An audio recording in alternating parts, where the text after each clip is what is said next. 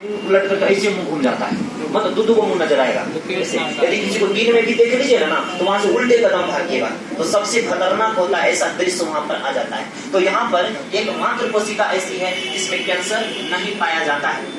इसकी संख्या कितनी होती है?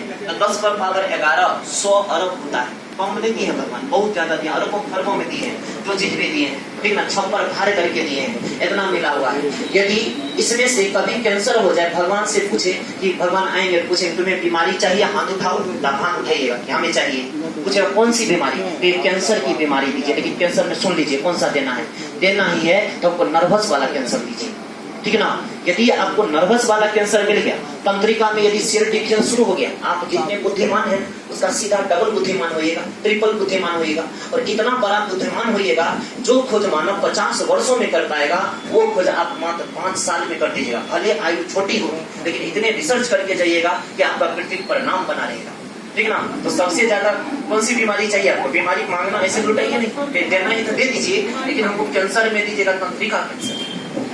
कुछ यूट्यूबर सब लोग को दिखेगा कि बनाते हैं कि इसमें जाकर के कोशिका विभाजन होता है, इसमें कैंसर पाया जाता है।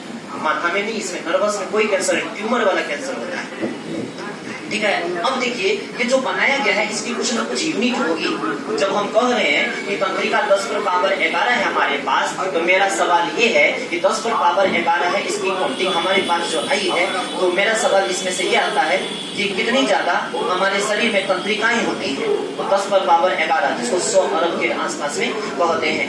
अब देखिए इसकी यूनिट भी कुछ होती होगी, जैसे किडनी की यूनिट नेफ्रॉन बनाए थे, उसी तरह से इसका भी कुछ यूनिट बनता होगा। इसको यूनिट को न्यूरॉन कहते हैं। क्या कहते हैं? न्यूरॉन कहते हैं। अब देखिए न्यूरॉन का कैसा होता है तस्वीर, तो इस तरह से इसका आपको फोटो बना हुआ होगा, और इस फोटो में देखेंगे यहाँ पर इस तरह से इसका पार्ट बना हुआ होता है, ठीक ना। और इधर से डाटा रिसीव किया जाता है। ये क्या होता है? डाटा को रिसीव करता है। और इस जगह पर यहाँ जो बीच वाला पार्ट है इस तरह से होगा, कलर किया हुआ चारों तरफ से,